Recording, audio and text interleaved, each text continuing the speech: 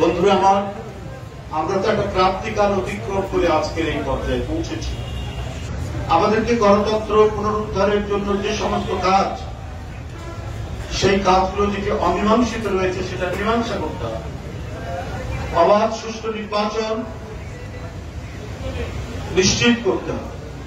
একটা অযৌক্তিক দাবি করা হয়েছে পিয়ার আনুপাতিক নির্বাচন। এটা কেন করা হয়েছে আমরা কেউ বলতে পারবো না।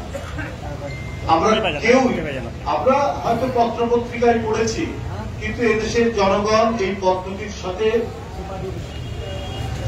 কোনোভাবেই সম্পর্কিত নয় এবং পরিচিত নয়। কিন্তু এখন এটিকে সামনে তুলে নিয়ে আসা হচ্ছে কেন? তাহলে আজকে বাংলাদেশে যে পদ্ধতির সাথে মানুষের পরিচয় নেই, সেখানে কেন এটা বারবার উচ্চারণ করা হচ্ছে এই পদ্ধতিতে নির্বাচন? তাহলে কি নির্বাচন নিয়ে অন্য কোন অশুভ চিন্তা রয়েছে? সুতরাং বাংলাদেশের জন্য বা দ্বিতীয় বিশ্বের জন্য এই পদ্ধতি কাম্য নয়। একটা নির্দিষ্ট সংখ্যক ভোট না পেলে আবার 2-3 দিন পর ভোট দিতে হবে। এটা কি আমাদের অর্থনীতিতে এটা কি সামঞ্জস্যপূর্ণ? নিশ্চয়ই এটা সামঞ্জস্যপূর্ণ নয়।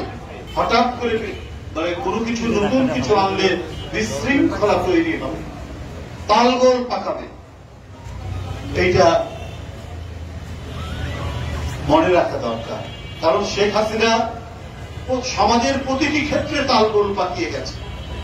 ব্যাংক লুট করেছে, আমাদের নির্বাচন কমিশন ধ্বংস করেছে, গণতন্ত্রের অন্যান্য প্রতিষ্ঠান যেগুলোর জন্য গণতন্ত্র মজবুত হয়, ন্যায় বিচার, আইনের শাসন, সব দু পায়ে দুমড়ে মুচড়ে পদদলিত করেছে। এই যে প্রায় 7-8টা বা 9টা এই যে বড় বড় মেগা প্রজেক্ট, এর জন্য তো সরকার এই যে টাকাগুলো যে খরচ হলো, সেখানে প্রাথমিক যে টাকা খরচ হওয়ার কথা ছিল তার চাইতে 68% টাকা বেশি খরচ হয়েছে। কেন? প্রথমে যে টাকা এখানে হিসাব করা হয়েছিল তার চাইতে $7.52 বিলিয়ন বেশি খরচ হয়েছে।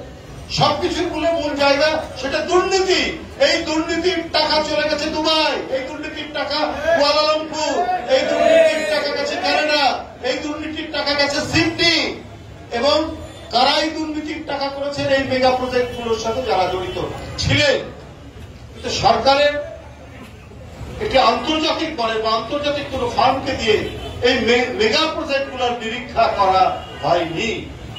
যেখানে আপনার 68% তার যে প্রাথমিক যে হিসাব করা হয়েছে তার থেকে বেশি লাগলো, এটা তো একটা অস্বাভাবিক ব্যাপার। তো এইটা সরকারের অডিট করে কারা কারা জড়িত তাদেরকে আইনের আওতায় নিয়ে আসে। কারণ চক্রান্ত কিন্তু শেষ নেই, চক্রান্ত অব্যাহত হয়েছে। তাই আমাদের অর্থনীতি নিয়ে, আমাদের আর্থিক খাত দিয়ে যে ধরনের দুরাচার আর লুটপাট হয়েছে তাদেরকে চিহ্নিত করতে হবে।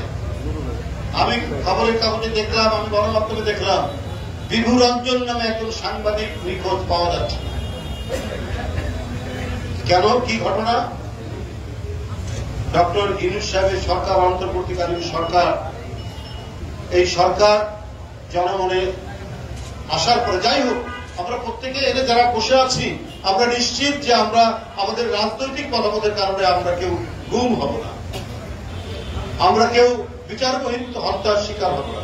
কিন্তু বিভু রঞ্জন নিখোঁজ, এর কারণ কি?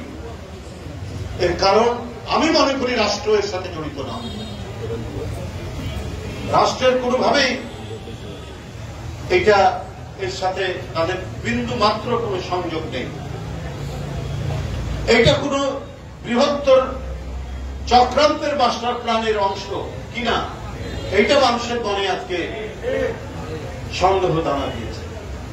হঠাৎ সে নিখোঁজ হয়ে কোথায় গেল? তবে সরকারের দায়িত্ব তাকে বের করা এবং আসল রহস্য জনগণের কাছে জানানো, কেন এই জিনিসটি হচ্ছে। বর্তমান রাষ্ট্র চরিত্র তো শেখ হাসিনার রাষ্ট্র চরিত্রের মতো না। হ্যাঁ, তাদের অন্যান্য দিক দিয়ে অনেক ব্যর্থতা আছে, কিন্তু তাই বলে গুম খুন গুপ্ত হত্যার মতো শেখ হাসিনার যে বিভৎস নারকীয় দুঃশাসন এবং ফ্যাসিবাদ এদেশের জনগণ অবলম্বন করেছে সেই সময় এখন নেই। প্রত্যেকটি মানুষ মোটামুটি স্বস্তিতে আছে যে সেই পরিস্থিতি পুনরাবৃত্তি হবে না ডক্টর ইউনূসের সময়। কিন্তু বিভুরঞ্জনের নিখোঁজ এই সাংবাদিকের এইটা মানুষকে ভাবাচ্ছে যে এটা কোন আন্তর্জাতিক চক্রান্ত এর মধ্যে আছে কিনা। কারণ এদেশের মানুষ সবাই বিশ্বাস করি যে রাষ্ট্র সরকার কোন অমানবিক কোন ঘটনার সাথে জড়িত নয়। তাহলে সে কোথায় গেল এটা সবার কাছে জানানো দরকার।